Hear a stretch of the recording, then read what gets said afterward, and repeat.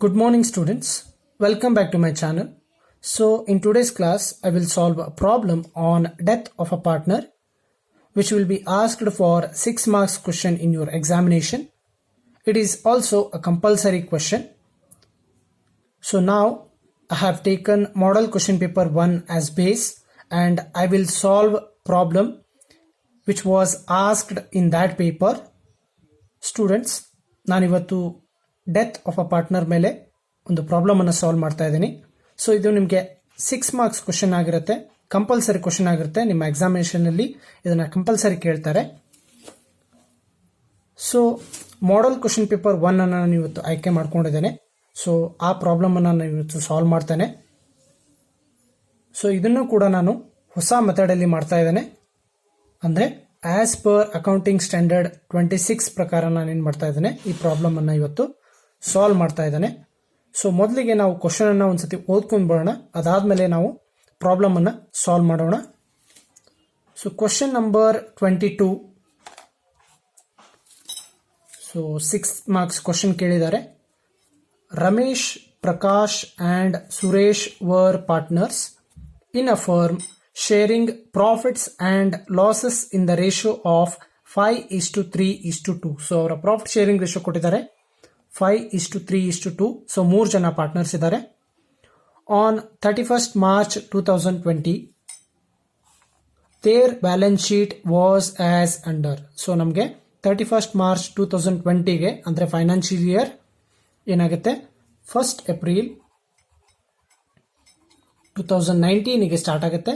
ಅಲ್ಲಿಂದ 31st March 2020ಗೆ ಅದು end ಆಗುತ್ತೆ. ಸೊ ನಮಗೆ ಬ್ಯಾಲೆನ್ಸ್ ಶೀಟ್ ಕೊಟ್ಟಿದ್ದಾರೆ ಆಸ್ ಆನ್ 31/3/2020 ಅಂತ ಹೇಳಿದ್ದಾರೆ. ಲಯಬಿಲಿಟೀಸ್ ಕೊಟ್ಟಿದ್ದಾರೆ, ಒಂದಿಷ್ಟು ಲಯಬಿಲಿಟೀಸ್ ಅನ್ನು ಕೊಟ್ಟಿದ್ದಾರೆ. ಕ್ರೆಡಿಟರ್ಸ್, ರಿಸರ್ವ್ ಫಂಡ್ ಕೊಟ್ಟಿದ್ದಾರೆ, ಕ್ಯಾಪಿಟಲ್ಸ್ ಗಳನ್ನ ಕೊಟ್ಟಿದ್ದಾರೆ ಆಫ್ ರಮೇಶ್, ಪ್ರಕಾಶ್ ಅಂಡ್ ಸುರೇಶ್. ಅದಾದ್ಮೇಲೆ ಅಸೆಟ್ಸ್ ಕೂಡ ಕೊಟ್ಟಿದ್ದಾರೆ, cash, debtors, patents, stock and machinery. So ಇವಿಷ್ಟನ್ನ ನಮಗೆ ಅಸೆಟ್ಸ್ ಕೊಟ್ಟಿದ್ದಾರೆ.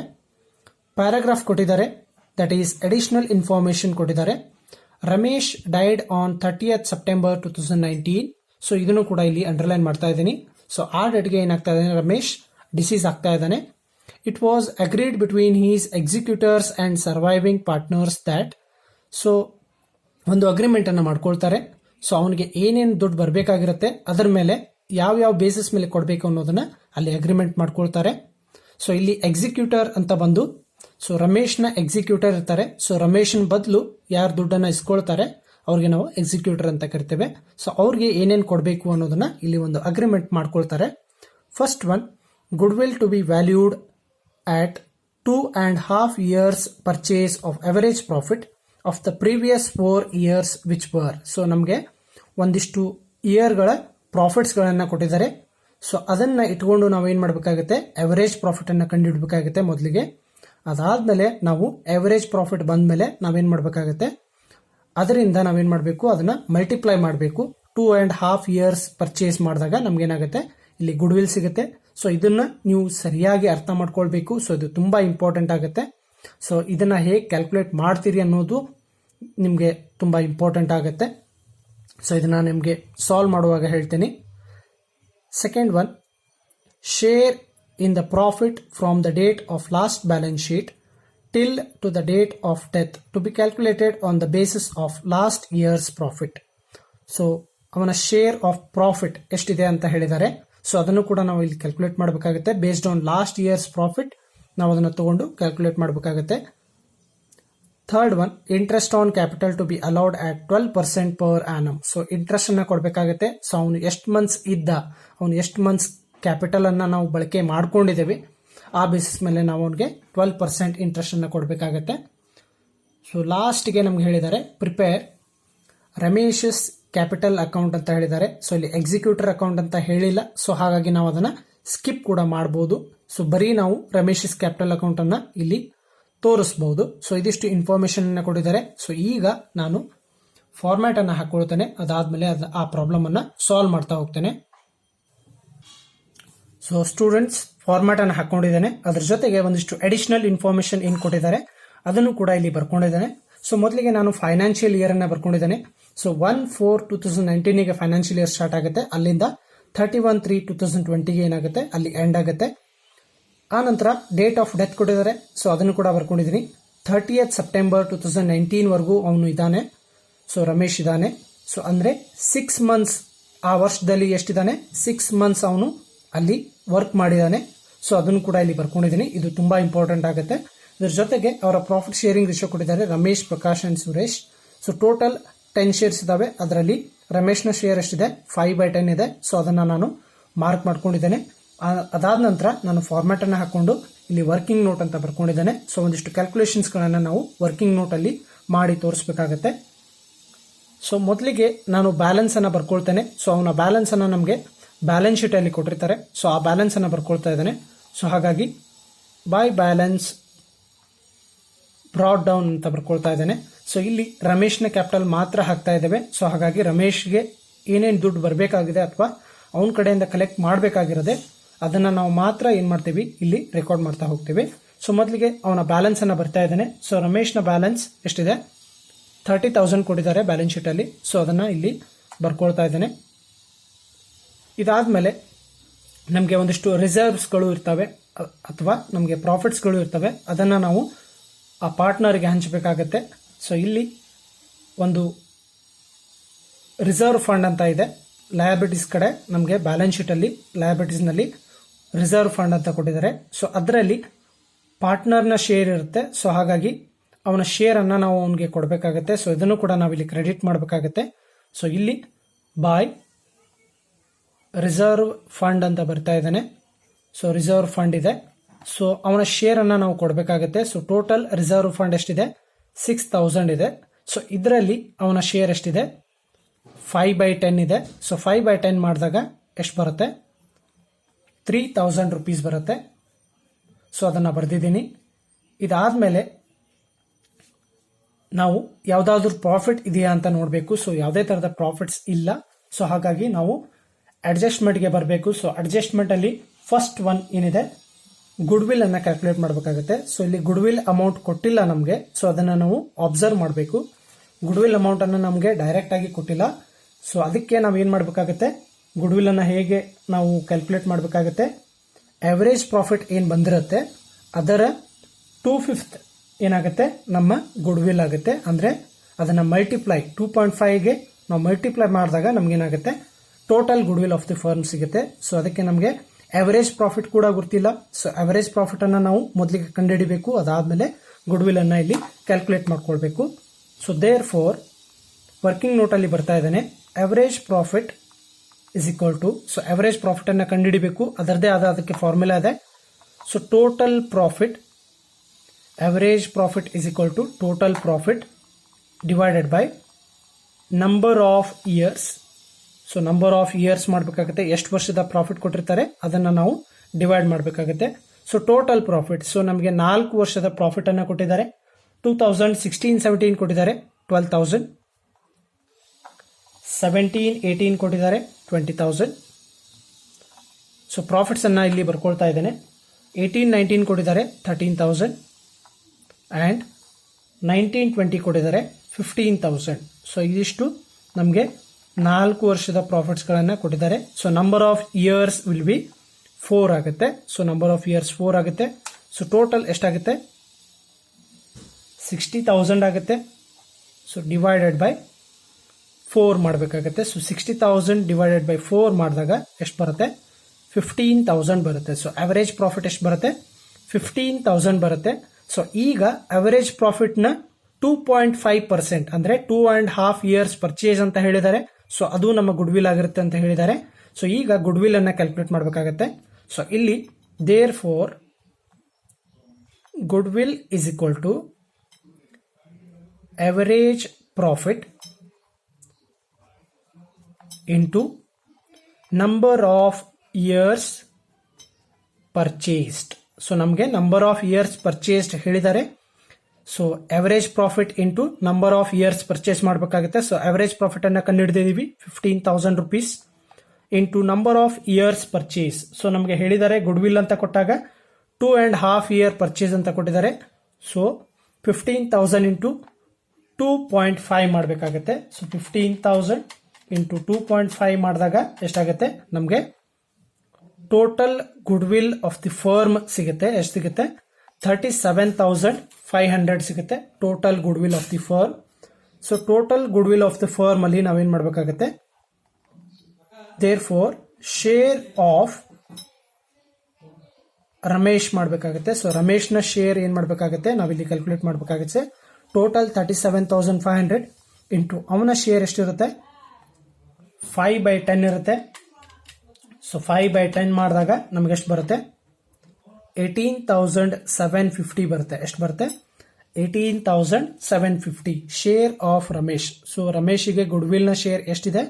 18,750 ರುಪೀಸ್ ಇದೆ. ಸೊ ಈಗ ರಮೇಶ್ನ ಡೆತ್ ಆಗ್ತಾ ಇದೆ. ಸೊ ಇಲ್ಲಿ ಬರಬೇಕು, ರೇಷೋಗೆ ಬರಬೇಕು. 5:3:2 ಇದೆ ರೇಷೋ. ಸೊ ರಮೇಶ್ ಡೆತ್ ಆಗ್ತಾ ಇದ್ದಾನೆ. ಸೊ ಹಾಗಾಗಿ ಅವನ ರೇಷೋ ಏನಾಗುತ್ತೆ? ಇವರಿಗೆ ಡಿಸ್ಟ್ರಿಬ್ಯೂಟ್ ಆಗುತ್ತೆ. ಯಾರು? ಪ್ರಕಾಶ್ ಮತ್ತೆ ಸುರೇಶ್ಗೆ ಏನಾಗುತ್ತೆ? ಅದು ಗೇನ್ ಆಗುತ್ತೆ. ಸೊ 5 ಹೋದಾಗ ಏನಾಗುತ್ತೆ? 3:2 ರೇಷೋ ಉಳಿಯುತ್ತೆ. ಸೊ ಇದೇ ರೇಷೋನಲ್ಲಿ ಏನ್ ಮಾಡ್ತಾರೆ? ರಮೇಶ್ನ ಶೇರ್ ಅನ್ನ ಇವರು ಹಂಚ್ಕೊಳ್ತಾರೆ. ಸೊ ಇಲ್ಲಿ ಯಾವುದೇ ರೇಷೋ ಕೊಟ್ಟಿಲ್ಲ, ನ್ಯೂ ಶೇರ್ ಕೊಟ್ಟಿಲ್ಲ, ನ್ಯೂ ಪ್ರಾಫಿಟ್ ಶೇರಿಂಗ್ ರೇಷೋ ಕೊಟ್ಟಿಲ್ಲ. ಹಾಗಾಗಿ ಅವರ ಓಲ್ಡ್ ರೇಷೋನ ಏನಾಗುತ್ತೆ? ಅವರ ನ್ಯೂ ರೇಷೋ ಆಗುತ್ತೆ. ಸೊ ಈ ಶೇರ್ ಅನ್ನ ಇವರಿಬ್ರು ಹಂಚ್ಕೊಳ್ತಾರೆ. ಸೊ ಹಾಗಾಗಿ ರಮೇಶ್ಗೆ ಕೊಡೋ ದುಡ್ಡನ್ನ ಏನ್ ಮಾಡ್ಬೇಕಾಗತ್ತೆ? ಪ್ರಕಾಶ್ ಮತ್ತು ಸುರೇಶ್ ಏನ್ ಮಾಡ್ಬೇಕಾಗತ್ತೆ? ಆ ದುಡ್ಡನ್ನ ಕೊಡಬೇಕಾಗತ್ತೆ. ಸೊ ಇದನ್ನ ಹೇಗೆ ಕೊಡ್ತಾರೆ? ಅವರ ಓಲ್ಡ್ ರೇಷೋನಲ್ಲಿ ಕೊಡ್ತಾರೆ. ಸೊ 3/5 ಅಂಡ್ 2/5 ನಲ್ಲಿ ಏನ್ ಮಾಡ್ತಾರೆ? ಇದನ್ನ ದುಡ್ಡನ್ನ ಏನ್ ಮಾಡ್ತಾರೆ? ಅವ್ರಿಗೆ ಕೊಡಬೇಕಾಗತ್ತೆ. ಅದನ್ನ ಕೊಡ್ತಾರೆ. ಸೊ ಅದನ್ನ ಕ್ಯಾಲ್ಕುಲೇಟ್ ಮಾಡ್ತಾ ಇದ್ದೀನಿ. So 18,750 into 2/5 into 3/5. ಸೊ 2/5 ಮಾಡಿದಾಗ 3/5 ಮಾಡಿದಾಗ 11,250 ಬರುತ್ತೆ. ಇನ್ನೊಂದು 2/5 ಮಾಡಿದಾಗ 7,500 ರುಪೀಸ್ ಬರುತ್ತೆ. ಸೊ ಪ್ರಕಾಶ್ ಎಷ್ಟು ಕೊಡಬೇಕಾಗತ್ತೆ? ರಮೇಶಿಗೆ 11,250 ಕೊಡಬೇಕಾಗತ್ತೆ. ಸುರೇಶ್ ಎಷ್ಟು ಕೊಡಬೇಕಾಗತ್ತೆ? 7,500 ರುಪೀಸ್ ಅನ್ನ ಕೊಡಬೇಕಾಗತ್ತೆ. ಸೊ ಇದನ್ನ ನಾವು ಆಸ್ ಪರ್ ಅಕೌಂಟಿಂಗ್ ಸ್ಟ್ಯಾಂಡರ್ಡ್ 26 ಪ್ರಕಾರ ಮಾಡಬೇಕು. ಸೊ ಹಾಗಾಗಿ ಯಾರಿಗೆ ದುಡ್ಡು ಕೊಡ್ತಾ ಇದ್ದಾರೆ, ಸೊ ಯಾರು ಕೊಡ್ತಾ ಇದ್ದಾರೆ ಅವ್ರ ಅಕೌಂಟ್ ಅಲ್ಲಿ ಅದನ್ನ ಕ್ರೆಡಿಟ್ ಮಾಡಬೇಕಾಗುತ್ತೆ. ಸೊ ಪ್ರಕಾಶ್ ದುಡ್ಡು ಕೊಡ್ತಾ ಇದ್ದಾರೆ, ಸುರೇಶ್ ಕೂಡ ಕೊಡ್ತಾ ಇದ್ದಾರೆ. ಸೊ ರಮೇಶ್ಗೆ ಕೊಡ್ತಾ ಇದ್ದಾರೆ. ಸೊ ರಮೇಶ್ ಅಕೌಂಟ್ ಹಾಕಿದ್ದೀನಿ. ಸೊ ಹಾಗಾಗಿ ಇಲ್ಲಿ ಬರ್ತಾ ಇದ್ದಾನೆ ಬಾಯ್ ಪ್ರಕಾಶಸ್ ಕ್ಯಾಪಿಟಲ್ ಅಕೌಂಟ್, ಇನ್ನೊಂದು ಬಾಯ್ ಸುರೇಶಸ್ ಕ್ಯಾಪಿಟಲ್ ಅಕೌಂಟ್. ಸೊ ಇಬ್ರು ದುಡ್ಡು ಕೊಡ್ತಾ ಇದ್ದಾರೆ. ಸೊ ಅದನ್ನ ಬರ್ತಾ ಇದ್ದಾನೆ 11,250 ಪ್ರಕಾಶ್ ಕೊಡ್ತಾ ಇದ್ದಾನೆ, 7,500 ಸುರೇಶ್ ಇಲ್ಲಿ ಕೊಡ್ತಾ ಇದ್ದಾನೆ. ಸೊ ಇದನ್ನ ಇಲ್ಲಿ ಬರ್ಕೊಂಡಿದ್ದೇನೆ. ಸೊ ಇಲ್ಲಿ ನಾವು ಡಬಲ್ ಎಂಟ್ರಿ ಮಾಡೋದಿಲ್ಲ. ಯಾಕೆ ಅಂತ ಹೇಳಿದ್ರೆ ಇಲ್ಲಿ ನಾವು ರಮೇಶ್ ಅಕೌಂಟ್ ಮಾತ್ರ ಹಾಕ್ತಾ ಇದೀವಿ. ಸೊ 12 ಮಾರ್ಕ್ಸ್ ಕ್ವಶನ್ ಅಲ್ಲಿ ನಾವೇನ್ ಮಾಡ್ತೇವೆ? 3 ಜನ ಪಾರ್ಟ್ನರ್ಸ್ ನ ಕ್ಯಾಪಿಟಲ್ ಅಕೌಂಟ್ ಹಾಕಿರ್ತೇವೆ. ಹಾಗಾಗಿ ನಾವು ಅದನ್ನ ಏನ್ ಮಾಡ್ತೇವೆ? ಇಲ್ಲಿ ಡಬಲ್ ಎಂಟ್ರಿ ಮಾಡ್ತೇವೆ. ಆದ್ರೆ ಇಲ್ಲಿ ನಾವೇನ್ ಮಾಡ್ತೇವೆ? ಒಬ್ಬ ಪಾರ್ಟ್ನರ್ನ ಅಕೌಂಟ್ ಅನ್ನು ಮಾತ್ರ ಹಾಕ್ತಾ ಇದ್ದೀವಿ. ಸೊ ಹಾಗಾಗಿ ಇಲ್ಲಿ ಒಂದೇ ಕಡೆ ಎಂಟ್ರಿಯನ್ನ ಮಾಡ್ತಾ ಇದ್ದೇವೆ. ನೆಕ್ಸ್ಟ್ ಒನ್ ಬರಬೇಕು. ಸೊ ಸೆಕೆಂಡ್ ಅಡ್ಜಸ್ಟ್ಮೆಂಟ್ ಏನಿದೆ? Share in the profit of the profit from the date of last balance sheet till to the date of death to be calculated on the basis of last years profit. So ಆ ಪಾರ್ಟ್ನರ್ಗೆ ಒಂದಿಷ್ಟು profit ಆಗಿದೆ. So ಆ profit ಅನ್ನ ನಾವಿಲ್ಲಿ ಹಂಚಬೇಕಾಗುತ್ತೆ. So ಅದನ್ನು ಕೂಡ ಏನ್ ಹೇಳಿದ್ದಾರೆ? ಸೊ ಲಾಸ್ಟ್ ಇಯರ್ ಪ್ರಾಫಿಟ್ ಎಷ್ಟಿದೆ ಆ ಪ್ರಾಫಿಟ್ ಅನ್ನ ಬೇಸ್ ಇಟ್ಕೊಂಡು ನಾವು ಅವನಿಗೆ ಈ ವರ್ಷದಲ್ಲಿ ಅವನಿಗೆ ಪ್ರಾಫಿಟ್ ಕೊಡಬೇಕು. ಸೊ ಅವನಿಗೆ ಅವನ ಶೇರ್ ಆಫ್ ಪ್ರಾಫಿಟ್ ಅನ್ನ ಕೊಡಬೇಕು ಅಂತ ಹೇಳ್ತಾ ಇದ್ದಾರೆ. ಸೊ ಇಲ್ಲಿ ಬರ್ತಾ ಇದ್ದಾನೆ ಲಾಸ್ಟ್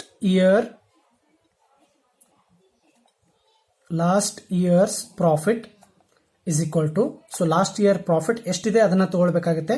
ಸೊ ನಾವು ನಮಗೆ ಇಲ್ಲಿ ಅಡ್ಜಸ್ಟ್ಮೆಂಟ್ ಅಲ್ಲಿ ಸಿಗುತ್ತೆ, ಕ್ವಶನ್ ಅಲ್ಲಿ ಅಡ್ಜಸ್ಟ್ಮೆಂಟ್ ಅಲ್ಲಿ ಸಿಗುತ್ತೆ 2019-20 ಅದು ಲಾಸ್ಟ್ ಇಯರ್ ಆಗುತ್ತೆ. ನಮಗೆ 2019-20 ಲಾಸ್ಟ್ ಇಯರ್ ಆಗುತ್ತೆ. ಸೊ ಆ ವರ್ಷದಲ್ಲಿ ನಮಗೆ ಪ್ರಾಫಿಟ್ ಎಷ್ಟಾಗಿದೆ? 15,000 ಪ್ರಾಫಿಟ್ ಆಗಿದೆ. ಸೊ 15,000 ಪ್ರಾಫಿಟ್ ಅಲ್ಲಿ, ಸೊ ಇದು ಟೋಟಲ್ ಪ್ರಾಫಿಟ್. ಸೊ ಇದರಲ್ಲಿ 5/10 ಮಾಡಿದಾಗ, ಸೊ 5/10 ಮಾಡಿದಾಗ ಇದು ರಮೇಶ್ನ ಶೇರ್ ಆಗುತ್ತೆ 5/10. ಸೊ ಎಷ್ಟಾಗುತ್ತೆ? 7,500 ಆಗುತ್ತೆ. ಆದರೆ ಈ 7,500 ಏನಿದೆ ಇದು ಪೂರ್ತಿ ವರ್ಷಕ್ಕಾಗಿರುತ್ತೆ. ಸೊ ಈ ಪ್ರಾಫಿಟ್ ಪೂರ್ತಿ ವರ್ಷಕ್ಕೆ ಆಗಿರುತ್ತೆ, ಅವನ ಶೇರ್ ಪೂರ್ತಿ ವರ್ಷಕ್ಕಾಗಿರುತ್ತೆ. ಆದ್ರೆ ಇಲ್ಲಿ ಅವನು ಪೂರ್ತಿ ವರ್ಷ ಇಲ್ಲ. ಸೊ ಅವನು ಎಷ್ಟು ಮಂತ್ಸ್ ಇದ್ದಾನೆ, ಬರೀ 6 ಮಂತ್ಸ್ ಇದ್ದಾನೆ. ಸೊ ಹಾಗಾಗಿ ನಾವೇನ್ ಮಾಡ್ಬೇಕಾಗತ್ತೆ, ಇದನ್ನ 6 ಮಂತ್ಸ್ಗೆ ಮಾಡ್ಕೋಬೇಕಾಗುತ್ತೆ, 6/12 ಮಾಡಬೇಕಾಗುತ್ತೆ. ಸೊ ಇದನ್ನ ನಾವು 6/12 ಮಾಡಿದಾಗ ನಮ್ಗೆ ಎಷ್ಟು ಬರುತ್ತೆ, 3750 ಬರುತ್ತೆ. ಎಷ್ಟು ಬರುತ್ತೆ, 3750 ಬರುತ್ತೆ. ಸೊ ಅವನ ಶೇರ್ ಆಫ್ ಪ್ರಾಫಿಟ್ಸ್ ಎಷ್ಟಿದೆ, 3750. ಸೊ ಇಂತಹ ಪ್ರಾಫಿಟ್ ಅನ್ನ ನಾವೇನಂತ ಕರಿತೀವಿ ಇಲ್ಲಿ, by profit and loss suspense account ಅಂತ ಕರಿತೇವೆ. ಸೊ ಇದನ್ನ ಇಲ್ಲೂ ಕೂಡ ಈ ತರ ಕೂಡ ಕ್ಯಾಲ್ಕುಲೇಷನ್ ಮಾಡಬಹುದು. ಸೊ ಇಲ್ಲೇ ಮಾಡಬಹುದು. ಸೊ ಇದನ್ನ ನಾನೇನು ಡೈರೆಕ್ಟ್ ಆಗಿ ಮಾಡ್ತಾ ಇದ್ದೀನಿ. 15,000 ಪ್ರಾಫಿಟ್ ಇದೆ, ಪ್ರೀವಿಯಸ್ ಇಯರ್ ಪ್ರಾಫಿಟ್. ಇದರಲ್ಲಿ ಅವನ ಶೇರ್ ಎಷ್ಟಿದೆ, 5/10 ಇದೆ, ಇಂಟು 6/12. ಸೊ ಈ ತರ ಕೂಡ ನೀವು ಮಾಡಬಹುದು, ಅಥವಾ ನೀವು ಈ ತರ ಕೂಡ ಅದನ್ನ ಬೈಫರ್ಕೇಟ್ ಮಾಡ್ಕೊಳ್ಬಹುದು. ಸೊ ಇದನ್ನ ಡೈರೆಕ್ಟ್ ಆಗಿ ಮಾಡಿದ್ದೀನಿ, ಇದನ್ನ ಸ್ಪ್ಲಿಟ್ ಮಾಡಿದ್ದೀನಿ. ಸೊ ಎಷ್ಟು ಬರುತ್ತೆ ಆನ್ಸರ್, 3750. ಸೇಮ್ ಆನ್ಸರ್ ಬರುತ್ತೆ. ಸೊ ಇದನ್ನ ನಾನು ಆ ತರ ಮಾಡಿದ್ದೀನಿ. ಸೊ ಇಷ್ಟು ಮಾಡ್ಕೊಳ್ಬೇಕು. ಇದಾದ್ಮೇಲೆ ನಮಗೆ ಥರ್ಡ್ ಅಡ್ಜಸ್ಟ್ಮೆಂಟ್ಗೆ ಹೋಗಬೇಕು. ಸೊ ಥರ್ಡ್ ಅಡ್ಜಸ್ಟ್ಮೆಂಟ್ ಅಲ್ಲಿ ಏನಿದೆ, interest on capital to be allowed at 12% per annum ಅಂತ ಹೇಳಿದ್ದಾರೆ. ಸೊ ಇಂಟ್ರೆಸ್ಟ್ ಕೊಡಬೇಕಾಗುತ್ತೆ ಅವನ ಕ್ಯಾಪಿಟಲ್ ಮೇಲೆ. ಸೊ ಅವನ ಕ್ಯಾಪಿಟಲ್ ಎಷ್ಟಿದೆ, 30,000 ಇನ್ವೆಸ್ಟ್ಮೆಂಟ್ ಮಾಡಿದಾನೆ. ಸೊ ಅದರ ಮೇಲೆ ನಾವು 12% ಅನ್ನು ಕೊಡಬೇಕಾಗುತ್ತೆ. ಸೊ ಅದು ಕೂಡ ಅವನಿಗೆ ಕ್ರೆಡಿಟ್ ಆಗುತ್ತೆ. ಸೊ ಇಲ್ಲಿ by interest on capital account. So interest on capital ಇಲ್ಲಿ ಕ್ಯಾಲ್ಕುಲೇಟ್ ಮಾಡ್ತಾ ಇದ್ದೀನಿ. ಸೊ 30,000 ಅವನ ಕ್ಯಾಪಿಟಲ್. ಸೊ ಇಂಟ್ರೆಸ್ಟ್ ಎಷ್ಟಿದೆ, 12% ಇದೆ. ಸೊ 12/100 ಇಂಟು, ಸೊ ಅವನು 6 ಮಂತ್ಸ್ ಮಾತ್ರ ಇದ್ದಾನೆ, 1 ವರ್ಷ ಪೂರ್ತಿ ಇಲ್ಲ. ಸೊ ಹಾಗಾಗಿ 6/12 ಮಾಡ್ತಾ ಇದ್ದಾನೆ. So 30,000 into 12/100 into 6/12. ಸೊ ಮಾಡಿದಾಗ ಎಷ್ಟು ಬರುತ್ತೆ, 1,800 ಬರುತ್ತೆ. ಸೊ ಇಂಟ್ರೆಸ್ಟ್ ಎಷ್ಟಾಗುತ್ತೆ, 1,800 ರುಪೀಸ್ ಆಗುತ್ತೆ. ಸೊ 1,800 ರುಪೀಸ್ ಅನ್ನ ನಾವೇನ್ ಮಾಡಬೇಕು, ಇಲ್ಲಿ ಅದನ್ನ ಬರ್ಕೊಳ್ಬೇಕು. ಸೊ ಈಗ ನಾವೇನ್ ಮಾಡ್ಬೇಕಾಗತ್ತೆ, ಟೋಟಲ್ ಅನ್ನ ಮಾಡಬೇಕಾಗತ್ತೆ. ಎಲ್ಲ ಎಂಟ್ರೀಸ್ಗಳನ್ನ ಬರ್ದಿದ್ದೀವಿ. ಸೊ ಈಗ ಟೋಟಲ್ಸ್ ಅನ್ನ ಮಾಡಬೇಕಾಗತ್ತೆ. So balances, credit side amount ಜಾಸ್ತಿ ಇದೆ. ಸೊ ಹಾಗಾಗಿ ಅದನ್ನ ಟೋಟಲ್ ಮಾಡ್ತಾ ಇದ್ದೀನಿ. 30,000 plus 3,000 plus 11,250 plus 7,500 plus 3,750 plus 1,800. So ಎಷ್ಟಾಗುತ್ತೆ ಟೋಟಲ್, 57,300 ಆಗುತ್ತೆ. ಸೊ ಇಲ್ಲೂ ಕೂಡ ಯಾವುದೇ ಎಂಟ್ರಿ ಇಲ್ಲ, ಹಾಗಾಗಿ ಅದೇ ಅಮೌಂಟ್ ಅನ್ನು ಬರ್ತಾ ಇದ್ದೀನಿ, 57,300 ಆಗುತ್ತೆ. ಸೊ ಇಲ್ಲಿ ರಮೇಶ್ಗೆ ಯಾವುದೇ ತರಹದ ಇಮಿಡಿಯೇಟ್ ಪೇಮೆಂಟ್ಸ್ ಗಳನ್ನ ಮಾಡ್ತಾ ಇಲ್ಲ. ಸೊ ಪೇಮೆಂಟ್ ಅನ್ನ ಮಾಡಿದ್ರೆ ನಾವೇನ್ ಮಾಡಬೇಕು, ಅವನಿಗೆ ದುಡ್ಡು ಹೋಗುತ್ತೆ. ಸೊ ಹಾಗಾಗಿ ಇದನ್ನ ಡೆಬಿಟ್ ಮಾಡಬೇಕಾಗುತ್ತೆ, ಟು ಕ್ಯಾಶ್ ಆರ್ ಬ್ಯಾಂಕ್ ಅಂತ ಬರೀಬೇಕಾಗುತ್ತೆ. ಸೊ ಇಲ್ಲಿ ಯಾವುದೇ ತರಹದ ಪೇಮೆಂಟ್ ಮಾಡಿಲ್ಲ. ಸೊ ಹಾಗಾಗಿ ಈ ಅಮೌಂಟ್ ಅನ್ನ ನಾವೇನ್ ಮಾಡ್ತೇವೆ, ಅವನ ಎಕ್ಸಿಕ್ಯೂಟರ್ ಅಕೌಂಟ್ಗೆ ಅದನ್ನ ಟ್ರಾನ್ಸ್ಫರ್ ಮಾಡ್ತೇವೆ. ಸೊ ಇಲ್ಲಿ ಬರ್ತಾ ಇದ್ದೇವೆ, ಟು ರಮೇಶಸ್ ಎಕ್ಸಿಕ್ಯೂಟರ್ಸ್ ಅಕೌಂಟ್ ಅಂತ ಬರ್ತಾ ಇದ್ದೇವೆ. ಬ್ರಾಕೆಟ್ ಅಲ್ಲಿ ಬ್ಯಾಲೆನ್ಸಿಂಗ್ ಫಿಗರ್ ಅಂತ ಬರ್ತಾ ಇದ್ದಾನೆ. ಸೊ ರಮೇಶ್ನ ಎಕ್ಸಿಕ್ಯೂಟರ್ ಅಕೌಂಟ್ಗೆ ಈ ಬ್ಯಾಲೆನ್ಸ್ ಅನ್ನ ಇಲ್ಲಿ ಟ್ರಾನ್ಸ್ಫರ್ ಮಾಡ್ತಾ ಇದ್ದಾನೆ. 57,300 ಅಮೌಂಟ್ ಅನ್ನ ಇಲ್ಲಿ ಟ್ರಾನ್ಸ್ಫರ್ ಮಾಡ್ತಾ ಇದ್ದಾನೆ. ಸೊ ನಮಗೆ ಪ್ರಾಬ್ಲಮ್ ಅಲ್ಲಿ ರಮೇಶಸ್ ಕ್ಯಾಪಿಟಲ್ ಅಕೌಂಟ್ ಅನ್ನ ಮಾತ್ರ ಕೇಳಿದ್ದಾರೆ. ಸೊ ಹಾಗಾಗಿ ರಮೇಶಸ್ ಕ್ಯಾಪಿಟಲ್ ಅಕೌಂಟ್ ಅನ್ನ ಮಾತ್ರ ಹಾಕಿದೀವಿ. ಸೊ ಒಂದ್ ವೇಳೆ ನಮಗೆ ರಮೇಶಸ್ ಎಕ್ಸಿಕ್ಯೂಟರ್ ಅಕೌಂಟ್ ಅನ್ನ ಕೇಳಿದ್ರೆ ನಾವೇನ್ ಮಾಡ್ಬೇಕಾಗುತ್ತೆ, ರಮೇಶಸ್ ಎಕ್ಸಿಕ್ಯೂಟರ್ ಅಕೌಂಟ್ ಅಲ್ಲಿ ನಾವೇನ್ ಮಾಡಬೇಕು, ಬೈ ರಮೇಶಸ್ ಕ್ಯಾಪಿಟಲ್ ಅಕೌಂಟ್ ಅಂತ ಬರೆದು, ಸೊ ಎಷ್ಟು ಬ್ಯಾಲೆನ್ಸ್ ಇದೆ ಅಷ್ಟು ಬ್ಯಾಲೆನ್ಸ್ ಅನ್ನ ಅಲ್ಲಿ ಬರೆದು ಡಬಲ್ ಅಂಡರ್ಲೈನ್ ಮಾಡಿಬಿಟ್ರೆ ನಾವು ಎಂಟ್ರಿಯನ್ನ ಮಾಡಿದಾಗೆ. ಸೊ ಈ ತರ ನಾವೇನ್ ಮಾಡಬೇಕು, 6 ಮಾರ್ಕ್ಸ್ ಪ್ರಾಬ್ಲಮ್ ಅನ್ನ ನಾವಿಲ್ಲಿ ಸಾಲ್ವ್ ಮಾಡಬೇಕು. ಸೊ ನಿಮ್ಗೆ ಇಲ್ಲಿ ಯಾವುದೇ ತರಹದ ಡೌಟ್ ಇದ್ದಲ್ಲಿ ನಿಮ್ಮನ್ನ ಕಾಂಟ್ಯಾಕ್ಟ್ ಮಾಡಬಹುದು. ಸೊ ಇದಿಷ್ಟೇ ಆಗಿರುತ್ತೆ, ಜಾಸ್ತಿ ನಿಮ್ಗೆ ಇಲ್ಲಿ ಟ್ವಿಸ್ಟ್ ಇರೋದಿಲ್ಲ. ಸೊ ಇದನ್ನ ನೀವು ಸರಿಯಾಗಿ ಅರ್ಥ ಮಾಡ್ಕೊಳ್ತೇವೆ. ಸೊ ಅಂದ್ರೆ ಅವರೇಜ್ ಪ್ರಾಫಿಟ್ ಅನ್ನ ಹೇಗೆ ಕಂಡುಹಿಡಿತಾರೆ, ಅದ್ರ ಜೊತೆಗೆ ಗುಡ್ ವಿಲ್ ಅನ್ನ ಹೇಗೆ ಕಂಡುಹಿಡಿತಾರೆ ಅನ್ನೋದನ್ನ ನೀವು ಸರಿಯಾಗಿ ಅರ್ಥ ಮಾಡ್ಕೊಂಡ್ಬಿಟ್ರೆ ನಿಮ್ಗೆ ಆಲ್ಮೋಸ್ಟ್ ಈ ಪ್ರಾಬ್ಲಮ್ ಅಲ್ಲಿ ಯಾವುದೇ ತರಹದ ಪ್ರಾಬ್ಲಮ್ಸ್ಗಳು ಬರೋದಿಲ್ಲ. ಸೊ ಇಶ್ಯೂಸ್ಗಳು ಇರೋದಿಲ್ಲ, ಯಾವುದೇ ಕ್ವೈರಿ ಇರೋದಿಲ್ಲ. ಸೊ ಈ ಪ್ರಾಬ್ಲಮ್ ಅನ್ನ ಸಾಲ್ವ್ ಮಾಡಿ, ನೀವೇ ಒಂದ್ಸತಿ ಸಾಲ್ವ್ ಮಾಡಿ. ಇದರಲ್ಲಿ ನಿಮ್ಗೆ ಯಾವುದೇ ತರಹದ ಡೌಟ್ಸ್ ಇದ್ದಲ್ಲಿ ನೀವು ನನ್ನ ಕಾಂಟ್ಯಾಕ್ಟ್ ಮಾಡಿ. Thank you.